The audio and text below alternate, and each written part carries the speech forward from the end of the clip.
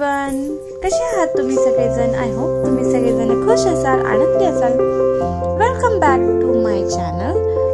तर चला, अजिबात उशीर न करता आज मी ब्रेकफास्ट मध्ये बनवलेलं आहे इडली आणि सांबर. इडली सांबर बनवलंय आणि चहा तर मी बंदच केलेला आहे, तुम्हाला माहिती आहे. तर चला, मग आता ब्रेकफास्ट मध्ये इडली सांबर बनवलेला आहे आणि थोडेसे डोसे सुद्धा बनवणार आहे.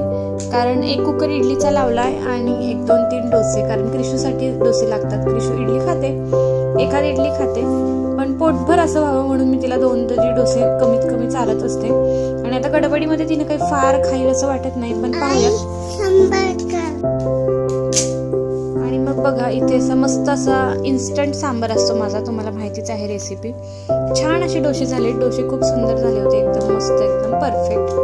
आणि कितीही गडबड असली आणि काही असलं ना, कुठेही जायचं झालं तरी घर मी अजिबात अस्ताव्यस्त आणि असं घाण ठेवून जात नाही. तर ना, इडली काढल्यानंतर लगेचच मी इडलीचे जे पाते असतात ना, ते भिजवायला ठेवले होते. कारण जाताना भांडी अशीच ठेवायची, लोटून काढायचं नाही, झाडू मारायचं नाही, घाण घरात ठेवायची. आणि मग आपण येतो खूप वेळानंतर आणि आल्यानंतर घरात तसाच तो पसारा दिसतो, तो आवरायला आपल्यालाच कसं तरी घाण वाटतं. आणि घरात आल्या घर स्वच्छ दिसलं ना, जरा बरं वाटतं. त्यामुळे शक्यतो 100 मधलं 99.9% तरी मी घर कधीच अस्ताव्यस्त ठेवून बाहेर कुठेही जात नाही, गावाला सुद्धा जात नाही. जाताना भले आल्यानंतर पुन्हा आवरावं लागलं तरीही चालेल, पण मी गावाला जाताना सुद्धा घर स्वच्छच करून जात असते. तर तसंच आहे भांड्यांचं सुद्धा. इथे तिथे कुठे थोडंसं जरी जायचं असलं ना, तरी मी भांडे वगैरे घाण ठेवत नाही. मी कधीच दुपारची भांडी ठेवून संध्याकाळी घासली असं कधीच करत नाही. अगदीच आजारी असले ना तरी सुद्धा नाही, क्वचित 1% फक्त असं होत असेल, नाहीतर मी शक्यतो नाहीच करत या गोष्टी. भांडी वगैरे क्लीन केल्यानंतरच मी कुठेही बाहेर पडत असते आणि किचन साफ केल्यानंतरच. तर तसंच आहे, आवरलं मी. कपडे तर माझे घातलेलेच आहेत, पण फेस वगैरे अजून आवरायचं आहे, हेअर्स आवरायचे राहिलेले आहेत.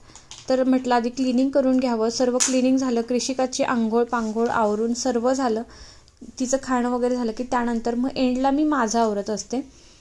तर चला, मग आता इथे ना मी किचन वगैरे सर्व आवरून घेतलेलं आहे आणि आता आपल्याला ब्रेकफास्ट करायचा आहे. ब्रेकफास्ट माझा बाकीच आहे, पण बाहेर जायचं असेल ना तर गडबडीमध्ये मला ब्रेकफास्ट काही फार जात नाही, म्हणून मी थोडंसं कसं तरी खाल्ल्यासारखं करते. पण भांडे वगैरे मी ना, जसं बाकीच्यांचं होतं आहे नाश्ता, तोपर्यंत मी असं थोडं थोडं क्लीन करून टाकते, की एकदमच असं आपल्याला जास्त भांडे पडू नयेत म्हणून. तर मग चला, मी आता हे क्लिनिंग संपवलेलं आहे आणि आता बारी आली आपल्या कृषिकाच्या जेवणाची, म्हणजे नाश्त्याची. कारण बाहेर जाताना लहान मुलांना उपाशी नेऊन परवडत नाही, कारण आपण काहीही खातो पण ते तसं खात नाहीत. म्हणून मग इथे कृषिकाला चारत चारत मी बेडची क्लिनिंग करायला घेतली. कारण बेडवरती सुद्धा नाही का, आता सकाळी 7-7:30ला आम्ही उठलोय, 7 वाजताच उठले मी. आणि त्यानंतर मग 9पर्यंत आम्हाला निघायचं होतं.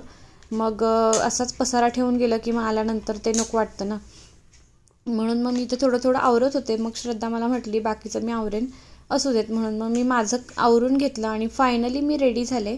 जसं तुम्हाला माहीतच आहे, मी मेकअप करत नाही, फक्त लिपस्टिक लावते, थोडीशी पावडर लावली तर लावते, नाही तर तीसुद्धा नाही लावत. पण खूपच जर फेस ऑइली दिसत असेल ना तर लावत असते. मग चला, आपण निघूयात आता आम्ही निघालो आहे पुष्पा 2 मूवीला, जसं की तुम्हाला सांगितलंच. आणि आता इथे बघा, ॲमेनोरा जो मॉल आहे तिथे आम्ही आलेलो आहे. आणि आता जाऊयात, बघूयात. मूवीचं तर आपण व्हिडिओमध्ये नाही टाकू शकत, मला वाटतंय मे बी कॉपीराईट वगैरे लागत असेल.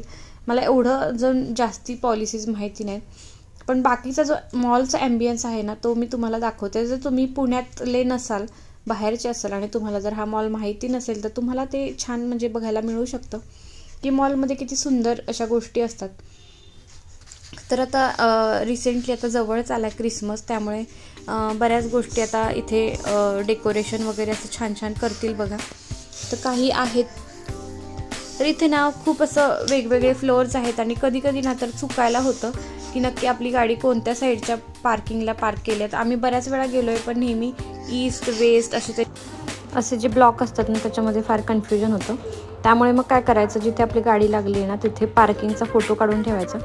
आणि तिथे असतात ते लिफ्टमध्ये, ते सांगतातच नक्की कोणत्या ब्लॉकला जायचं आहे, तर ते तुम्हाला लक्षात ठेवायचं नक्की कोणत्या ब्लॉकला तुमची गाडी लावली आहे. कधी कधी खूप कन्फ्युजन होतं आणि मग तुमची थोडीशी चुकामुक होऊ शकते.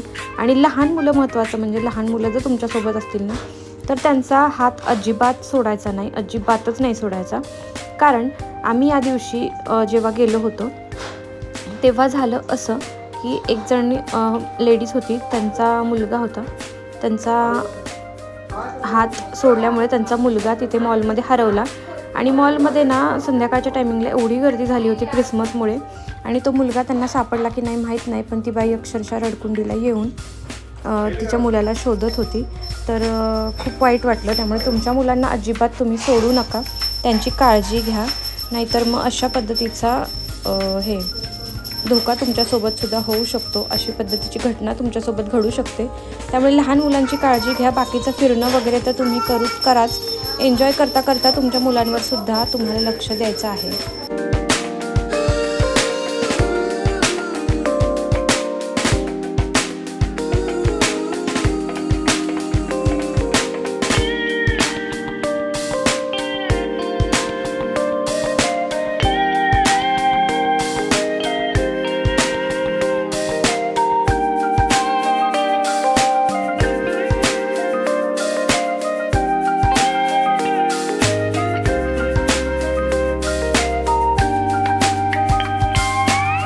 फायनली मॉलमध्ये जे मूवी मॅक्स म्हणजे मूवीचं थिएटर टाईप होतं, तर तिकडे आतमध्ये निघालेलो आहे.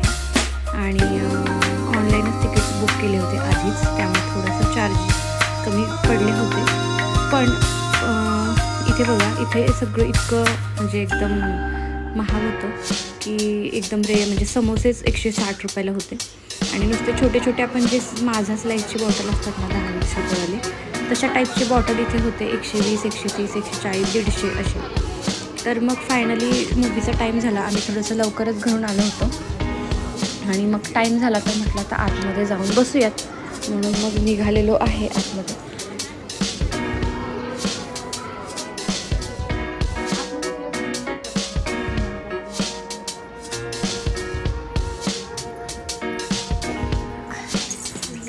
तर आतमध्ये गेलो आणि मूवीचं जे तो सिनेमा हॉल होता इतका मोठा होता, म्हणजे मी तरी म्हणजे इतक्या मोठ्या सिनेमा हॉलमध्ये पहिल्यांदाच आले होते. कारण याच्या आधी तर आम्ही आमच्या घरच्या म्हणजे लग्नानंतर तर पहिल्यांदाच, म्हणजे लग्नाच्या आधी तर आमच्या इथं थिएटर टॉकीज म्हणून एक होतं गावाकडे, तर तिकडेच जायचो.